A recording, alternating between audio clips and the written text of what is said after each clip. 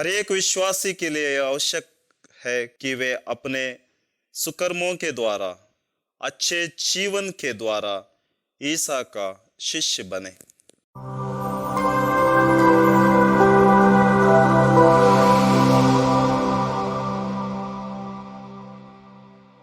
क्रिस्त में मेरे प्यारे भाइयों बहनों, आज के सुसमाचार में मसीह के विषय में साक्ष्य के बारे में हम पढ़ते हैं।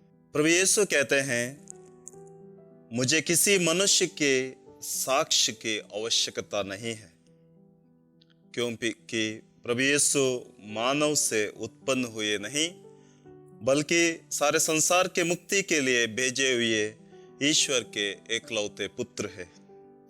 इसलिए पिता ईश्वर ही उनके बारे में साक्ष्य देते हैं।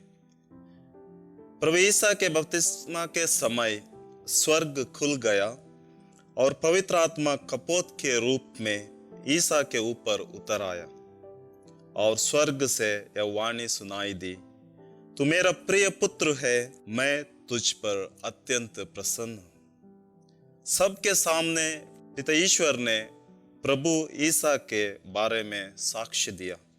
प्रभु ईसा का रूपांतरण के समय में भी ऐसा ही हुआ। बादल में से पिता की वाणी सुनाई पड़ी, यह मेरा प्रिय पुत्र है, मैं इस पर अत्यंत प्रसन्न हूं, इसकी सुनो। प्रभु ईश्वर ही यीशु के बारे में साक्ष्य देते हैं कि वे उनके द्वारा संसार के मुक्ति के लिए आया हुआ पुत्र है।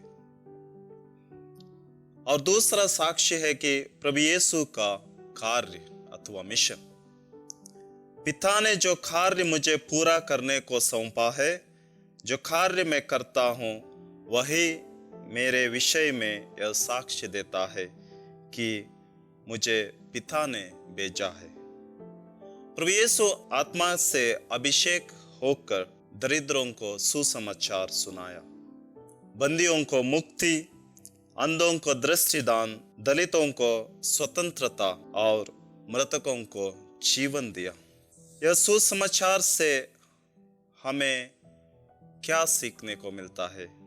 ईश्वर ने हम सबको भी इस संसार में भेजा है। हमारा जीवन के लिए एक उद्देश्य है।